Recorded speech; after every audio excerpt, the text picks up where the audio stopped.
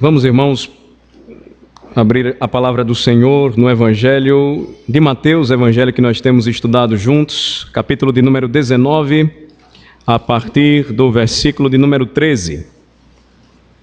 Mateus 19, a partir do versículo de número 13.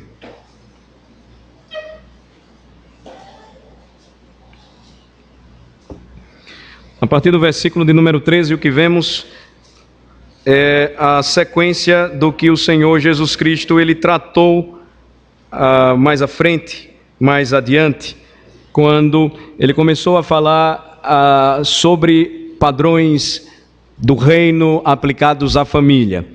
Nós notamos que os fariseus eles então tentam testar o Senhor a partir do versículo de número 3, a respeito de questões relacionadas a divórcio e novo casamento. E nós vimos que Jesus afirma o padrão bíblico estabelecido por Deus na criação. Então, o casamento é indissolúvel, não há motivos para que nos divorciemos e não podemos nos separar por qualquer motivo, ou seja, a famosa incompatibilidade de gênios, ela não se aplica quando o assunto é casamento. Você não pode se separar por qualquer razão, por qualquer motivo. Na realidade, os motivos são tão pequenos ou as exceções são tão poucas que o Senhor reafirma, então, a importância e o valor da vida conjugal. Jesus vai falar disso, tratando de exceções, e ele vai dizer que apenas em caso de relações sexuais ilícitas, versículo de número 9, é que um cônjuge poderia considerar o outro cônjuge como morto. É uma expressão até utilizada por nossa confissão de fé. Ele quebra a aliança, ele age com infidelidade, mas mesmo assim percebam que isto não foge da temática que o Senhor aborda no capítulo anterior, que é o perdão. Então, nem mesmo a infidelidade conjugal, ela é capaz de apagar o poder da graça revelado por meio do perdão. Então, há muitos casos em que mesmo o cônjuge sofrendo a quebra da aliança por seu companheiro, por seu amante, e sabendo que poderia mandá-lo embora, ele decide perdoar. E Deus então restaura e restabelece novamente aquilo que foi quebrado. Contudo, essas exceções elas existem. Essa daqui, a morte, ou viuvez, que é óbvia, e o Senhor vai tratar em outra passagem específica, e Paulo, ele também trata da questão quando fala do abandono deliberado do lar por parte do incrédulo. Então, biblicamente falando, e nós falamos isso baseados na interpretação que adotamos como igreja presbiteriana reformada, nós aqui não inventamos a roda, nós aqui não trazemos novidade, mas existe uma regra de interpretação, a maneira como nós devemos explicar a Bíblia, pregar a Bíblia. Pastores e oficiais fazem votos sobre isso. Então, só existem 3 possibilidades aí: morte, adultério ou abandono deliberado do lar. Está lá em 1 Coríntios 7, da parte descrente, da parte incrédula. Então, o restante, ou tudo o que acontece que gera o divórcio, infelizmente é provocado pela dureza do nosso próprio coração. E nós precisamos aprender a lidar com tudo isso. E também precisamos aprender que, mesmo diante da dureza do nosso coração, a graça de Deus, ela sempre triunfa. E Deus tem, por sua graça, a capacidade de consertar aquilo que o homem, ele arruinou. E eis a razão por que nós não devemos ser extremamente radicais quando o assunto é divórcio e achar que não há nenhuma possibilidade de restauração, de recuperação, de um novo começo. Porque nós corremos o risco de querer fazer aquilo que o Senhor já disse e aquilo que o Senhor já determinou. Agora, observem na sequência, capítulo 19, que o Senhor Jesus Cristo, ele continua a tratar de questões relacionadas à família. Ele, primeiramente, tem essa discussão, ou este confrontamento com fariseus. Eles tentam prová-lo, tentam experimentá-lo mais uma vez. E aí, à medida em que o Senhor está ensinando o Evangelho, o que é que acontece a partir do versículo de número 13? Observem comigo, do versículo 13 ao versículo de número 15. Trouxeram-lhe, então, algumas crianças, para que lhes impusesse as mãos e orasse. Mas os discípulos o repreendiam. Jesus, porém, disse: deixai os pequeninos, não os embaraceis de vir a mim, porque dos tais é o reino dos céus. E, tendo-lhes imposto as mãos, retirou-se dali. Marcos vai registrar que quando este acontecimento ele se dá, ele é narrado, Jesus ele é tomado de uma indignação santa. Vejam só, nos evangelhos, apenas em 2 momentos específicos nós encontramos Jesus extremamente indignado. O primeiro deles é quando ele vai ao templo e ele percebe que estavam fazendo negócios no templo. Negócios na casa do Senhor. E era muito comum aquilo, havia uma verdadeira feira. Imaginem vocês entrando aqui no templo e lá na porta do templo, várias pessoas vendendo várias coisas e um grande comércio, um grande barulho, uma grande zoada, como nós costumamos dizer aqui no Nordeste.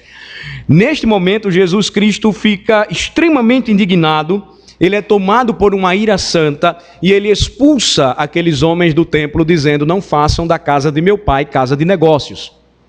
Segundo momento, onde Jesus fica extremamente irado com os homens, aqui não com os vendedores, mas com seus discípulos, está aqui na passagem em questão. Olhem novamente comigo para a passagem. Trazem crianças para Jesus. Quem provavelmente está trazendo estas crianças para Jesus? Seus pais. As crianças aqui, elas dependiam de seus pais, é óbvio. Crianças de peito, crianças de colo, crianças carregadas à mão ou levadas, conduzidas pela mão. E este era um hábito comum naquela época. Os homens, eles procuravam trazer as suas crianças para que os rabinos as abençoassem. Abençoar aí é assim como os irmãos recebem a impetração da bênção ao término de cada culto. As mãos eram erguidas, ou as mãos eram direcionadas para aquela criança, e o pronunciamento de uma bênção era então transmitida, como nós fazemos quando uma bênção é impetrada e nós dizemos: ide em paz e que o Senhor vos acompanhe. Então, não era algo incomum que os pais fizessem isso. Agora, percebam mais uma vez a relação de Cristo, seu reino e as crianças. Jesus amava as crianças, sempre amou. E ama ainda hoje. Jesus teve sempre um carinho especial para com as crianças, para com os pequeninos. Ele fez até relações, mostrando que se você não fizer por onde, ou melhor dizendo, se o seu coração não for como de uma criança, ou seja, aberto, pronto a aceitar, dado, você não entra no reino. Jesus, ele sempre usou crianças para tomar exemplos e aplicá-los à vida de seus discípulos. Então, era comum naquela região da Palestina, de tantas crianças, de tantos meninos, de tantos filhos, o Senhor Jesus ser cercado por eles, ou por elas. E aqui, especificamente, os pais estão levando os seus filhos para que Jesus orasse por eles e os abençoasse através da imposição de mãos. Mas o que é que acontece? Final do versículo 13 nos diz isso claramente. Os discípulos começam a repreender Jesus. Ou a repreender, melhor falando, aqueles pais, corrigindo aqui. Os discípulos, eles não estão deixando que os pais cheguem até Jesus para que Jesus fizesse aquilo que era tão comum. Nós encontramos numa narrativa anterior, era tão comum a presença de crianças que quando Jesus fala sobre o acesso ao reino, ele chama um menino. Ele toma aquele menino e o usa como um exemplo muito prático para ensinar a respeito de valores eternos. Então, os discípulos estavam repreendendo os pais para que Jesus não fosse incomodado. Mas será que Jesus queria isso? É a grande questão que nós precisamos aqui levantar. Obviamente não, versículo de número 14. Jesus, porém, disse para aqueles discípulos, ou ele falou diretamente para os seus discípulos: deixai os pequeninos, não os embaraceis de vir a mim, porque dos tais é o reino dos céus. Agora, eu falei aos irmãos que somente em 2 passagens específicas nós notamos Jesus indignado com uma ratada dos discípulos que o acompanhavam. Esta aqui, claramente, a outra com aqueles que estavam fazendo vendagem ou comércio na casa do Senhor, na casa do Pai. Mas Observem aqui que quando Jesus se dirige aos seus discípulos e ele os repreende, assim como eles estavam repreendendo aqueles pais que estavam conduzindo seus pequeninos a Deus, e comparando com o destaque que Marcos dá a esta passagem, certamente Jesus não falou ou pronunciou estas palavras com muita calma. Jesus não disse simplesmente: deixai os pequeninos, não os embaraceis de vir a mim, porque dos tais é o reino dos céus. Jesus os repreende, assim como eles estavam impedindo e repreendendo aqueles pais. Jesus, ele se dirige com força, com ênfase, porque eles estavam fazendo algo errado. Eles estavam quebrando algo que continuamente o Senhor sempre ensinou ao seu povo. Lemos Deuteronômio 6. Os filhos sempre deveriam ser ensinados a temer ao Senhor e a caminhar com o Senhor. E agora, diante do Rei dos Reis, do Senhor dos Senhores, os discípulos estavam querendo impedir que crianças recebessem a bênção de Jesus. Imaginem a reação de Jesus. Alguém que deseja ser abençoado por ele, ou melhor falando, alguém que deseja que Jesus abençoe os seus, as suas preciosidades, os seus filhinhos, estão sendo impedidos por homens que dizem: Jesus não pode ser incomodado. A reação de Jesus, irmãos, então, ela é de profunda indignação, e quando ele se dirige aos seus discípulos, certamente ele não falou de uma forma mansa, ele não falou de uma forma melosa, ele não falou de uma forma fraca, mas certamente ele disse: deixai vir a mim os pequeninos, porque deles é o reino dos céus. Imagine então a ênfase dada e como os discípulos então se afastam diante do Senhor, indignados com o que eles estavam fazendo. E então os pais vêm até Jesus, e no versículo 15 diz o texto: Jesus então impõe as mãos sobre eles, e eles então vão para casa em paz. A narrativa aqui, irmãos, embora pareça muito simples, discípulos impedem os pais de trazerem as crianças até Jesus. Jesus dá uma grande bronca, uma séria bronca neles, e então os pais trazem os seus filhos, ele impõe as mãos e os abençoa, e ponto final. A questão não é tão simples assim quando nós observamos todo o contexto do que a Bíblia ensina sobre família. Todo o contexto que a Bíblia ensina sobre a aliança que Deus prometeu desde Adão. Quando Adão cai, quando Adão peca, ele quebra a aliança, onde Deus prometeu abençoar a ele e a sua posteridade: seja fecundo, multiplique-se, domine a terra, sujeitai a terra. Quando Adão cai, Adão peca, o Senhor diz: eu vou suscitar um redentor da semente da mulher. E sempre a aliança ou pacto dado ou feito por Deus, ele sempre era direcionado não somente para o homem, para a sua esposa, mas para os seus filhos. É por isso que quando nós chegamos em Abraão, e eu peço que vocês marquem Mateus 19 e localizem comigo Gênesis 17, nós notamos a formalização do pacto e percebemos como esta aliança seria marcada por meio de um selo ou de um sinal.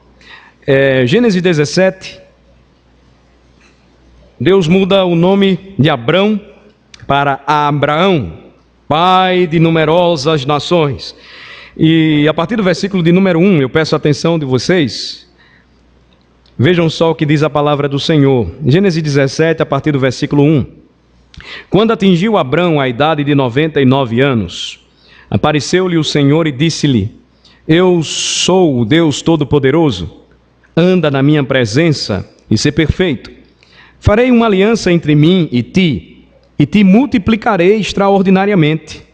Prostrou-se Abrão, rosto em terra, e Deus lhe falou: quanto a mim, será contigo a minha aliança, serás pai de numerosas nações. Abrão já não será o teu nome, sim Abraão, porque por pai de numerosas nações te constituí. Abraão tinha 99 anos de idade quando o Senhor formalizou o pacto. Vamos continuar. Versículo 6. Far-te-ei fecundo extraordinariamente. De ti farei nações e reis procederão de ti. Estabelecerei a minha aliança entre mim e ti, e a tua descendência, no decurso das suas gerações, aliança perpétua, para ser o teu Deus e da tua descendência. Dar-te-ei e a tua descendência a terra das tuas peregrinações, toda a terra de Canaã em possessão perpétua, e serei o seu Deus. O pacto é formalizado. Deus diz o que iria fazer. Ele abençoaria Abraão já com 99 anos de idade, faria de Abraão um homem fecundo, ele não conseguia ter filhos com sua esposa estéril, Sara, e ele diz que faria com que Abraão prosperasse, e a sua aliança feita, estabelecida, não seria entre o Senhor e o seu servo, mas também entre o Senhor e os descendentes deste servo. Entre o pai, ou a aliança seria feita com o pai, mas também com os filhos. E como é que tudo isso poderia ser marcado, então, identificado, visto? Versículo de número 9. Disse mais Deus a Abraão: guardarás a minha aliança, tu e a tua descendência, no decurso das suas gerações. Esta é a minha aliança que guardareis entre mim e vós e a tua descendência. Todo macho entre vós será circuncidado. Circuncidareis a carne do vosso prepúcio, será isso por sinal de aliança entre mim e vós. O que tem 8 dias será circuncidado entre vós. Todo macho nas vossas gerações, tanto o escravo nascido em casa, como comprado a qualquer estrangeiro, que não for da tua estirpe. Com efeito, será circuncidado o nascido em tua casa e o comprado por teu dinheiro. A minha aliança estará na vossa carne e será aliança perpétua. O incircunciso que não for circuncidado na carne do prepúcio, essa vida será eliminada do seu povo, quebrou a minha aliança. Deus estabelece a aliança. Essa aliança seria selada, no passado foi assim, por meio da circuncisão. Como a gente pode entender o que é uma circuncisão? No sentido religioso, seria tomar uma criança, um menino, com 8 dias de vida, e cortar a carne do seu prepúcio. O que é isso? Vamos agora para hoje. Na linguagem médica, um garoto precisa fazer uma pequena cirurgia no seu aparelho reprodutor. Seria mais ou menos o que hoje é a chamada fimose. Só que hoje, no sentido médico, não tem nada a ver com o sentido religioso. Naquele tempo, tinha um sentido extremamente importante e pactual. Tinha nada a ver com medicina, tinha a ver com aliança, com um pacto. Todo menino deveria ser circuncidado, inclusive aqueles que fossem recebidos na casa de Abraão. Percebam, ninguém deveria deixar de receber o selo ou sinal da aliança. Quais são as implicações de tudo isso quando nós voltamos para Mateus 19? Vamos para lá. É que quando Jesus percebe que os discípulos repreendem os pais daqueles pequeninos que desejavam que Jesus orasse por eles e impusesse sobre ele as mãos, Jesus estava apresentando mais uma vez, ou fazendo com que eles lembrassem de tudo aquilo que o Senhor prometeu no passado. As crianças não deveriam ser impedidas de vir até Jesus, de se dirigirem até Jesus. E aqui, nesse sentido de dependência, de serem conduzidas por seus pais. O que Jesus estava mostrando é que a continuidade ela não seria quebrada. Que o selo ele seria mudado, mas a aliança permaneceria perpétua. E aí, a circuncisão na nova aliança é substituída pelo batismo. Agora não mais a carne do prepúcio seria arrancada ou cortada, mas toda criança receberia um novo sinal. Por quê? Porque naquele tempo, nos dias de Abraão, no estabelecimento do Estado, do reino de Israel, todos conheciam e sabiam quem era a menina, quem era a moça, de quem ela era filha, de que família pertencia. Mas agora o Evangelho alcançaria uma dimensão muito maior, que muitas moças e mulheres viriam de famílias que não faziam parte do reino, mas seriam agora enxertadas no reino. Então notem, O sinal muda, mas a perspectiva ainda é a mesma. Cristo promete abençoar não somente os pais, mas também os seus filhos em aliança. Por isso, quando Jesus fala a respeito deste tema, ele está relacionando ou lembrando do pacto que os pais desejavam também que os filhos pudessem experimentar. Vejam só como é interessante isso. Quando nós falamos sobre batismo hoje, e nós olhamos para os nossos símbolos de fé, pergunta de número 95 nos ensina: a quem deve ser ministrado o batismo? Prestem bem atenção. O batismo não deve ser ministrado àqueles que estão fora da igreja visível. Lembram? Os incircuncisos, eles não serão aceitos. Eles precisam receber o sinal. O batismo não deve ser, portanto, ministrado àqueles que estão fora da igreja visível, enquanto não professarem sua fé em Cristo e obediência a Ele. Muitos aqui estão se preparando para este dia, mas nós temos muitos filhos de crentes que já receberam o selo da aliança e estão na mesma classe. Eles estão se preparando agora para, confessando a sua fé, dizer: agora eu seguirei, não segundo a fé do meu pai, mas confiando e aprendendo com ele, eu agora seguirei com as minhas próprias pernas a mesma fé do meu pai, confiado na graça de Cristo inteiramente. Eu não confio que meu pai me salvou, mas eu confio que meu pai me ensinou a temer ao Senhor e me apontou o verdadeiro Salvador. Então, aqueles que não receberam este sinal, eles precisam professar a sua fé e obediência a Cristo e receberem o mesmo selo.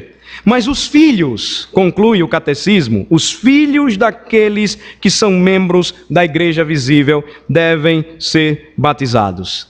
Deixai vir a mim os pequeninos, não os embaraceis, porque dos tais é o reino dos céus. Não devemos rejeitar o selo do pacto que ainda hoje permanece, o seu elemento, a sua consistência, aquilo que a gente vê muda, mas a mesma verdade, a mesma mensagem, o mesmo sentido, a mesma aplicação permanece. Quando nós olhamos e aprendemos com isto, nós percebemos onde Jesus queria chegar com esta passagem em específico. Observem bem. Há dois riscos que nós podemos correr quando estudamos esse tema. O primeiro deles é agirmos como os discípulos pretenderam agir. E quando agimos assim, nós rejeitamos o que Deus nos oferece a nós e aos nossos filhos, e aí nós desprezamos a aliança. É muito comum hoje, e eu digo isso com muito respeito, mas também preciso dizer, é muito comum hoje entre aqueles que se dizem evangélicos a rejeição do que diz respeito à doutrina do batismo infantil. Isso é muito moderno. Por exemplo, isso se espalha aqui no Brasil no início do século XX com o movimento pentecostal. Mas luteranos, episcopais, metodistas, anglicanos, presbiterianos, reformados, todas as igrejas de herança histórica sempre entenderam que os filhos devem receber o selo da aliança. O movimento anabatista surge no período da Reforma Protestante, de onde vêm os valores e as convicções dos nossos irmãos batistas. Mas isso surge no século XVI. E eles começam então também a rejeitar, não somente a forma de batismo, dizendo que a válida e única é a por imersão, mas também rejeitando este sinal ou selo da aliança. Mas a grande questão que nós devemos levantar, meus irmãos, é a seguinte: quando nós não valorizamos o selo ou o sinal do pacto, o que é que nós queremos dizer com isso? Que os nossos filhos não pertencem à aliança que Deus fez conosco? Eu penso que não. Mas quando nós rejeitamos aquilo que Deus provê para nós, e nós observamos, por exemplo, nas palavras de Pedro, que aquele selo ou sinal, o batismo, não deveria ser somente para nós, mas para os nossos filhos. Quando nós observamos que todos na casa recebiam o selo da aliança e o selo do pacto, o batismo, e obviamente, irmãos, seria impossível que naquela casa, naquele lugar, não tivessem crianças. Ou quando nós afirmamos que o Novo Testamento não nos ordena fazer isso, então nós incorremos no mesmo erro de dizer que o Novo Testamento também não dá ordem para que mulheres tomem a Santa Ceia. Nós então rejeitamos aquilo que o Senhor sempre ofereceu e que deveria ser uma marca não somente para os pais, mas também para os filhos. Não devemos embaraçá-los, impedi-los de vir a Cristo, porque deles é o reino dos céus. Se nós afirmamos que para ser batizado é necessário que creia ou que se creia em Cristo, o que de fato deve acontecer quando você vem fora de tempo. Mas se nós falamos isso a respeito dos nossos filhos, por que ensinamos os nossos filhos a orar? Por que aceitamos a oração deles? Ou por que permitimos que eles cantem louvores ao Senhor se nós acreditamos que quem não crê não é salvo? Percebam, a questão toda está: o selo ou sinal da aliança não tem poder para salvar. Ele sela, ele é um identificador, é uma insígnia, é um sacramento. Então, quando o meu filho recebe este selo e eu faço aliança com o Senhor, de criá-lo no temor do Senhor, de encaminhá-lo ou conduzi-lo nos caminhos do Senhor, eu estou atento para o que Cristo me diz. Deles é o reino dos céus. E então, Deus em Cristo abençoa a minha descendência. Eu não vou perguntar aqui, e é algo que eu sempre faço quando tenho que tratar desse assunto, que não é um assunto tão fácil. Veja, eu só estou pegando assunto polêmico. Eu não vou fazer a mesma pergunta que sempre faço, de quantos aqui nesta noite foram batizados na infância. Porque eu olho para vocês e vejo muitos aqui onde Deus cumpriu a sua fidelidade. Onde Deus abençoou a fidelidade, a confiança e a dependência de pais que não creram ou não acreditaram que o batismo tinha poder para salvar, ou que a salvação é transferida de pai para filho, mas que criaram seus filhos no temor do Senhor, crendo que até mesmo quando um dos cônjuges ou um dos pais é crente, como diz o apóstolo Paulo, escrevendo aos Coríntios, o seu filho é considerado santo, separado. Não quer dizer que ele é puro porque você não é, eu não sou. Ele é pecador assim como nós, mas ele foi abençoado em ter o privilégio de crescer debaixo de santas influências. Este exemplo então prático apresentado pelo Senhor é aquele que diz que nós não devemos desvalorizar aquilo que Cristo estabeleceu e que precisamos observar e obedecer. Nós, pais, não podemos omitir os nossos filhos deste selo. Se nós admitimos que eles só podem receber no momento em que creem, então nós devemos criá-los como pagãos, porque nós não podemos ensiná-los mais nada. Agora, existe o outro risco, e eu não poderia deixar de falar sobre isso. Quando nós caminhamos mais no capítulo 19, vejam comigo, a partir do versículo 16, nós podemos correr o risco também, não somente de rejeitar a aliança, desvalorizando-a e acreditando que o selo e o sinal, ele não pode ser dado para os nossos filhos até no momento em que eles possam crer. Mas existe o perigo de nós supervalorizarmos a aliança.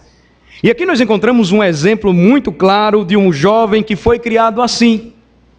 Não há exemplo melhor e mais prático do perigo de se supervalorizar a aliança, de olharmos no capítulo 19, a partir do versículo 16, para este jovem que, assim, seria o modelo ideal para qualquer pai. Não somente para o pai, mas seria o modelo ideal de um genro que um pai deseja para sua filha. Por que eu estou dizendo isso? Vejam para o texto, a partir do versículo 16. Eis que alguém aproximando-se lhe perguntou. Vejam o contexto. Depois que Jesus trata do tema crianças, aliança, reino. Eis que alguém aproximando-se lhe perguntou, mestre, que farei eu de bom para alcançar a vida eterna? Respondeu-lhe Jesus, por que me perguntas acerca do que é bom?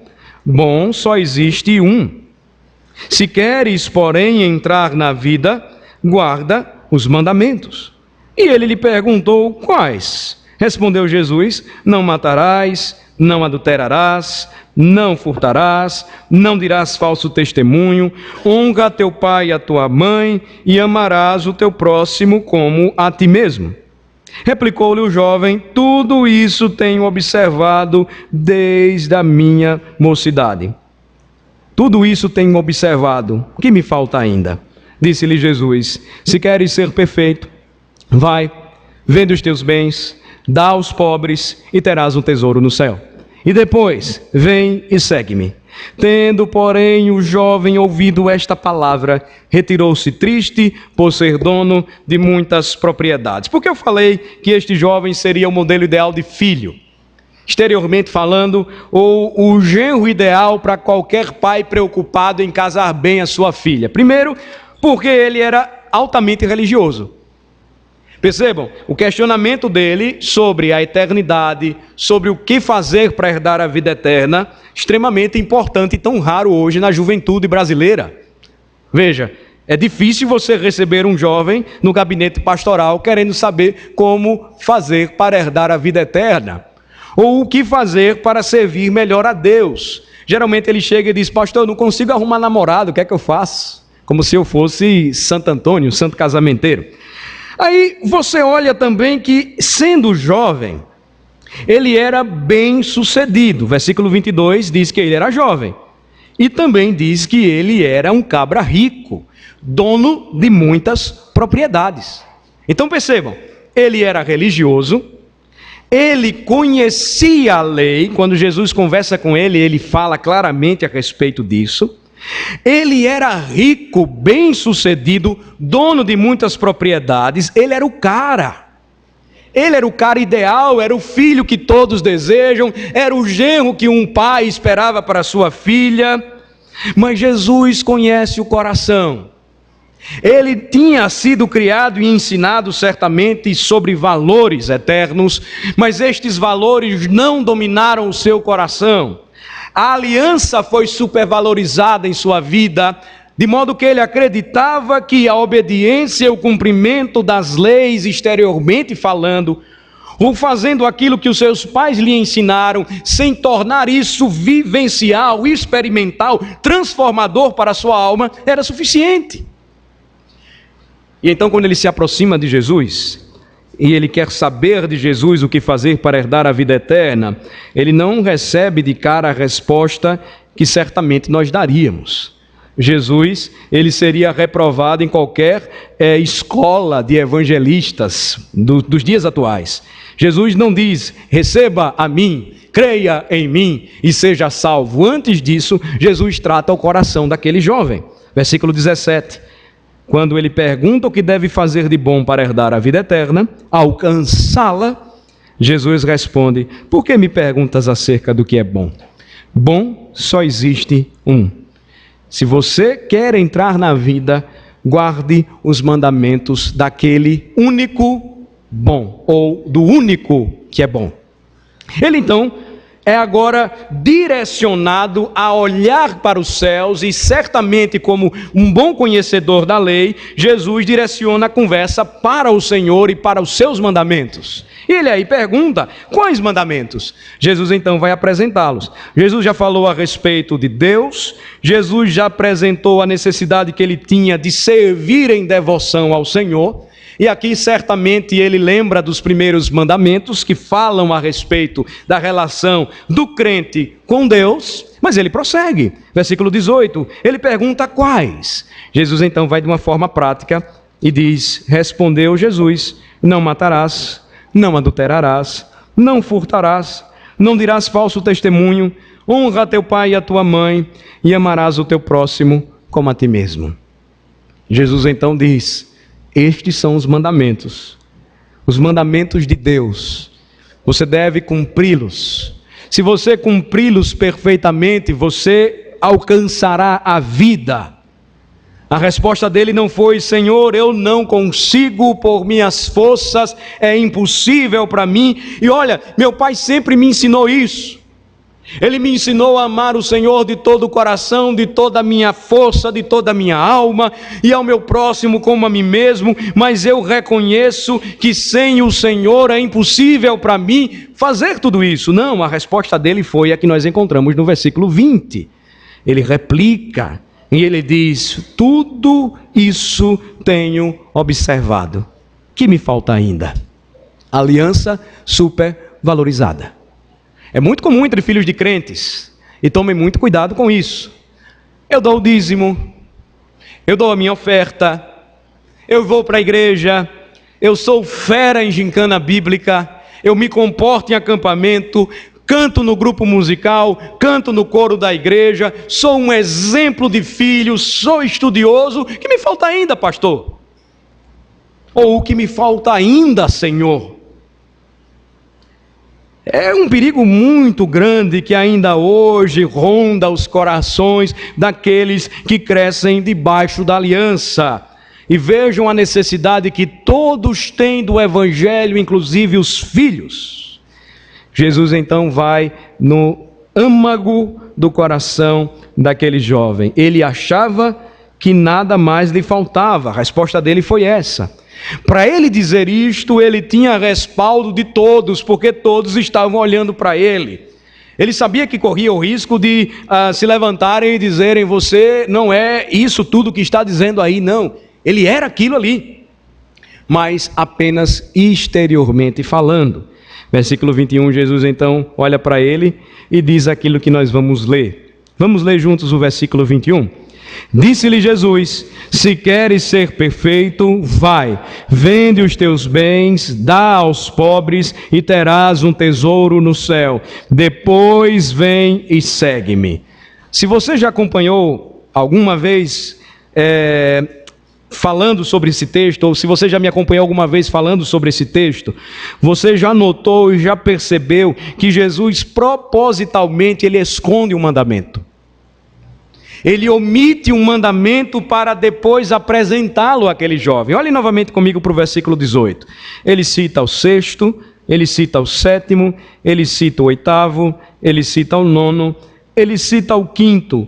Ele faz um resumo de todos, mas ele omite o décimo. O décimo diz: não cobiçarás a casa do teu próximo, a mulher do teu próximo, o animal do teu próximo, nada que seja do teu próximo. Jesus então olha para aquele jovem.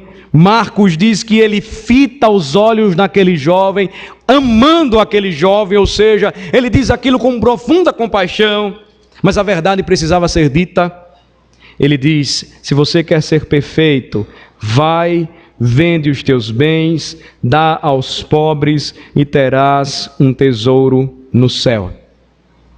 Ou seja, se você realmente quer herdar a vida eterna, lance fora o ídolo que ocupa o seu coração. Que ídolo é este? Suas propriedades, muitas propriedades. Suas riquezas, muitas riquezas. Você está sendo desafiado aqui a abandonar tudo e depois, arrependido do seu pecado e da sua idolatria, caindo a sua máscara e sendo revelado o que está no seu coração, porque você acreditava que porque cresceu num lar cristão, porque foi ensinado por pais cristãos, porque recebeu o selo da aliança do povo de Deus, você acreditava que cumprindo todas as regras, você herdaria a vida eterna.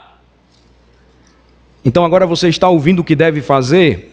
Se queres ser perfeito, vai, vende os teus bens, dá aos pobres e terás um tesouro no céu. Depois, vem e segue-me. Ou seja, arrependa-se, creia em mim, siga-me e viva na total dependência do seu Senhor e Salvador. Vejam qual foi a reação dele. E aqui se explica, porque não são raras as vezes que pais procuram pastores e presbíteros e dizem assim: eu fiz de tudo, eu dei tudo para meu filho, eu o coloquei na melhor escola, eu lhe ofereci a melhor educação, eu levei e busquei ele para onde ele queria, ele fez as melhores viagens, ele vestiu as melhores roupas, ele usou o que tinha de melhor e comeu do que tinha de melhor, eu me esforcei e hoje ele está fora da igreja. Eu o trouxe para a igreja, eu deixava ele na porta da classe da escola dominical, eu dei Bíblia para ele, eu dei livros para ele, eu mandei ele para inúmeros acampamentos, inúmeros congressos, mas e agora, pastor? por que ele se perdeu? A resposta, ela é extremamente simples, mas ao mesmo tempo confrontadora. Filhos que nascem debaixo da aliança são pecadores.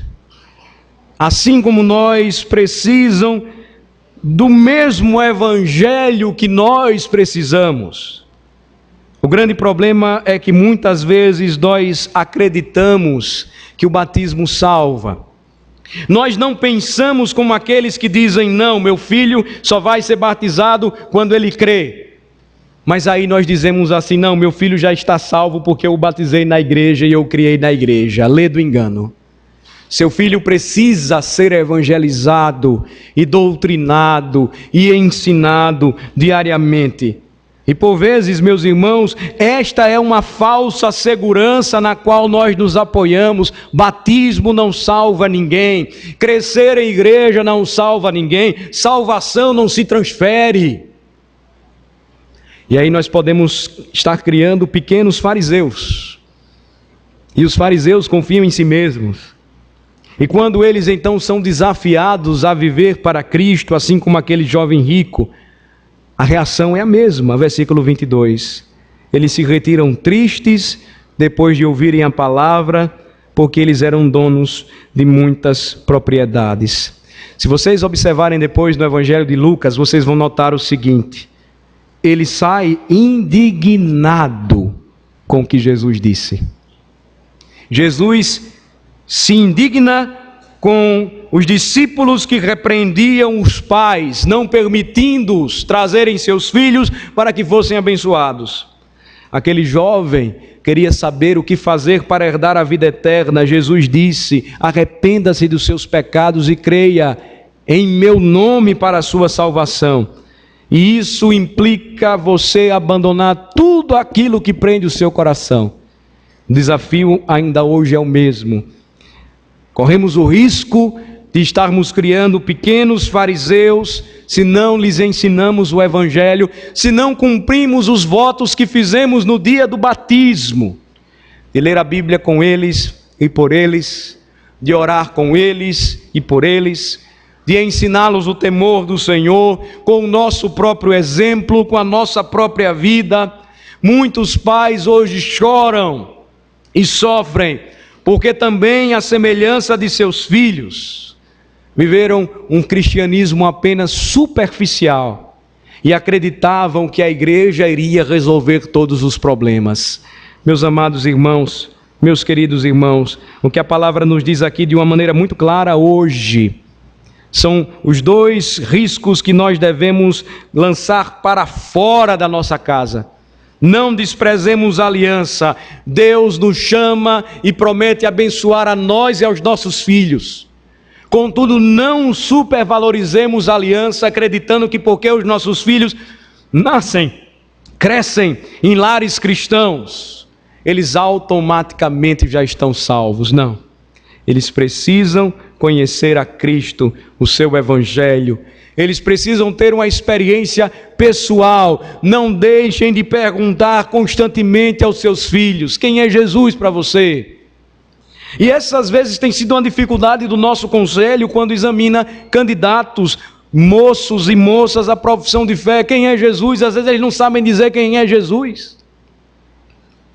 O que ele é para você, você não consegue dizer. Quando foi o momento em que você sentiu de fato esta profunda mudança na sua alma? E você não sabe dizer, porque você está tão envolvido em um ambiente religioso, que você não consegue mais fazer a diferenciação. E você ouve um desafio como esse hoje e você diz: bem, pastor, ele pode se aplicar a qualquer pessoa aqui nesta noite, mas não se encaixa na minha vida. Será que não? A mensagem é dada para todos. E com esta última passagem eu quero encerrar, não vou me delongar muito. A partir do versículo 23 diz então que quando aquele jovem foi embora, triste por ser dono de muitas propriedades, Jesus olha para os seus discípulos. Imaginem os olhos dos discípulos agora em Jesus. Eles que estavam antes dizendo: epa, vocês não podem chegar aqui, não tragam seus filhos. Agora tem um jovem rico, que na cabeça deles era o cara. Imaginem, ele ia ser aquele ou grande investidor da obra missionária do Messias, e Jesus botou para correr. Imaginem, eles estão olhando para Jesus, versículo 23, e Jesus então diz: em verdade vos digo que um rico dificilmente entrará no reino dos céus. E ainda vos digo que é mais fácil passar um camelo pelo fundo de uma agulha do que entrar um rico no reino de Deus. Ouvindo isto, os discípulos ficaram grandemente maravilhados e disseram: sendo assim, quem pode ser salvo? Eles estavam olhando apenas o exterior. Quando Jesus fala a respeito de riqueza e trata e aplica a situação daquele jovem, ele não estava dizendo que para ser salvo você precisa ser pobre ou fazer voto de pobreza, não. Mas você precisa considerar tudo menor ou inferior a Cristo, que é superior, e tudo para você. Os discípulos então olham para Jesus e dizem assim: desse jeito, Senhor, se este jovem não passou nos seus critérios, quem pode ser salvo? Quem vai escapar? Jesus ainda usa um exemplo absurdo, dizendo que é mais fácil passar um camelo pelo fundo de uma agulha do que entrar um rico no reino de Deus. Dificilmente um rico herda o reino. Por quê? Porque a atitude dele, vejam, eis a sabedoria de Cristo, não é do pastor. O rico sempre é dominado pelo ídolo do seu coração, sua riqueza. Mas não acontece somente com o rico, acontece com todos aqueles que não rendem as suas vidas a Jesus Cristo, se arrependendo de seus pecados, crendo nele e seguindo. É impossível, assim como é mais fácil passar um camelo pelo fundo de uma agulha. Vejam a ideia absurda apresentada por Jesus: o maior animal do Oriente passando pelo fundo de uma agulha. Impossível. Como é que pode? Não, fisicamente é impossível. Não tem como isso acontecer. E aí os discípulos dizem: quem pode ser salvo se o Senhor está dizendo isso? Vejam, confiança total neles. Leiam comigo a resposta de Jesus, versículo 26. Jesus, fitando neles o olhar, o que disse? Isto é impossível aos homens, mas para Deus tudo é possível. Criar filhos debaixo da aliança é um ato de fé, de perseverança, de persistência, de confiança total e inteira na graça de Cristo, porque se eles dependessem de nós, dos nossos altos e baixos, da nossa falta de fé, da nossa incredulidade, eles se perderiam. Se a salvação deles dependesse da gente, eles estariam perdidos, lançados no fogo do inferno. Mas notem o que Cristo diz, fitando neles o olhar, entendam isso. Cristo quis dizer: isto é impossível para vocês. Mas o que é impossível para Deus? Nada é impossível. E aí eu concluo dizendo, ou terminando de ler, mais uma vez a reação de Pedro, sempre Pedro, versículo 27, ele fala então: eis que nós tudo deixamos e te seguimos. O que será, pois, de nós? Vejam, nós deixamos tudo, Senhor, barco de pesca, coletoria, família, para te seguir. O que é que vai ser da gente?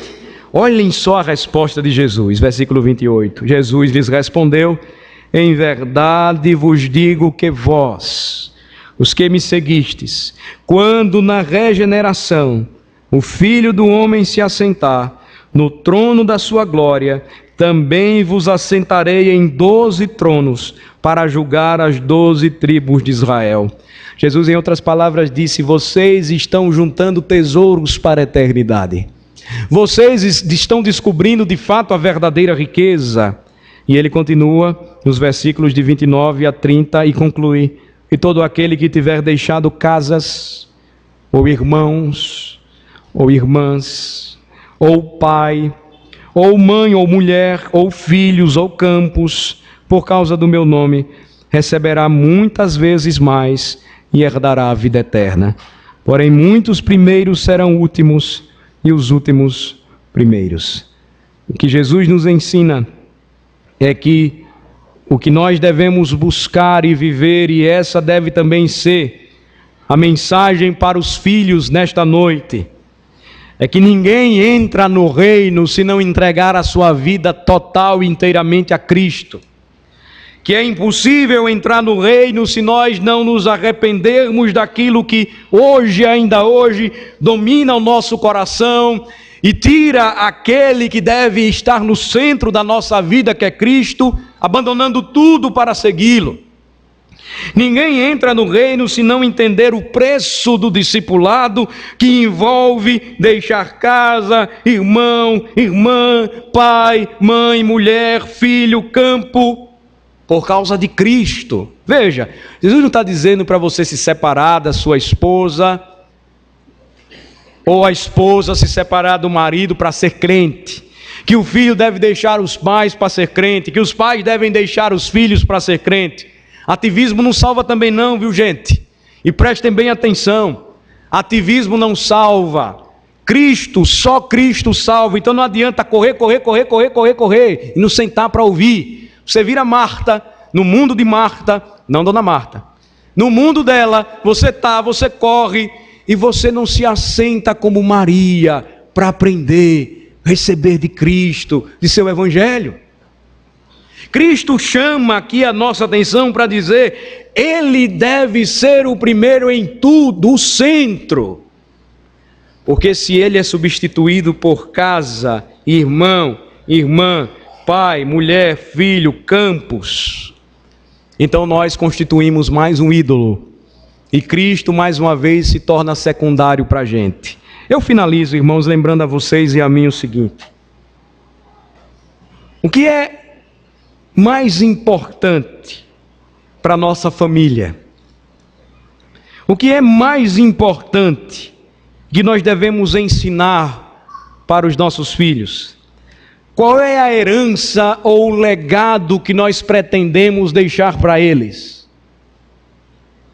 O que é que vai conduzir os nossos pequeninos a Deus?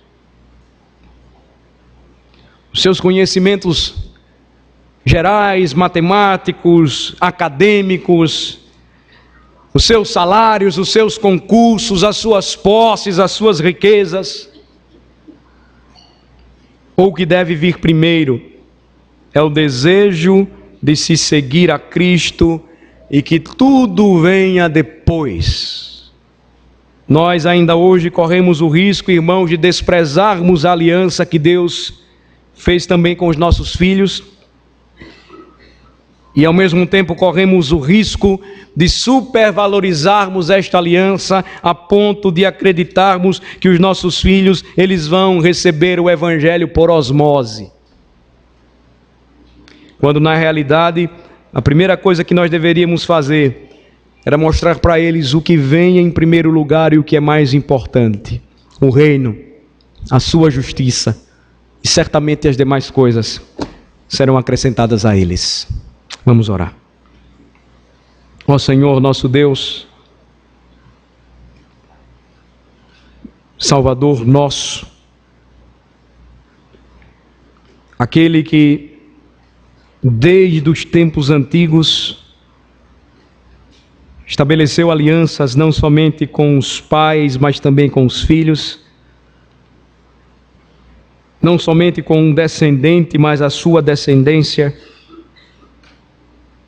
Nós te exaltamos por sua palavra maravilhosa, porque Cristo vem para nos resgatar e ensinar aquilo que é mais importante e nos alertar contra os perigos que corremos, nós que temos caminhado e conhecido a cada dia ao Senhor, de tratarmos com desprezo a aliança, o seu selo, e esquecermos que este selo identifica ainda hoje os nossos filhos. E quando omitimos, ó Senhor Deus, a eles o batismo, nós estamos impedindo-os de virem a Cristo e nos esquecendo, ó Senhor, que deles também é o reino por graça somente. Ao mesmo tempo, ó Senhor, nós temos sofrido tanto com filhos que têm deixado a igreja. Não muitos, mas alguns que têm acreditado, confiado na fé de seus pais, que não foram biblicamente orientados, muitas vezes por aqueles que deveriam ensiná-los desde pequenos o temor ao Senhor. Perdoa-nos, ó Senhor, quando muitas vezes neste mundo acabamos correndo atrás do vento e nos esquecemos daquilo que deve vir primeiro. E então, quando os nossos filhos são desafiados e o Senhor os confronta e os chama a deixar tudo para segui-lo, eles se entristecem, se contrariam, eles vão embora, porque são donos de muitas propriedades neste mundo. Desperta, Senhor Deus, a nossa alma nesta noite, nos fazendo lembrar que o impossível pode ainda hoje ser feito na vida e no coração de pais e filhos que ensinam a palavra, que pregam o evangelho para os seus filhos, que os corrigem e os admoestam na disciplina do Senhor, e que lhes ensinam que se nós não deixarmos irmãos, irmãs, casas, pai, mãe, campos por causa de Cristo, não receberemos a promessa da vida eterna, jamais herdaremos a vida eterna. Ensina-nos, ó Senhor, à medida em que estudamos e aprendemos mais da palavra, e fortalece a nossa fé, abençoa a nossa casa, fortalece, Senhor, as famílias do Teu povo. Nós oramos em nome de Jesus. Amém.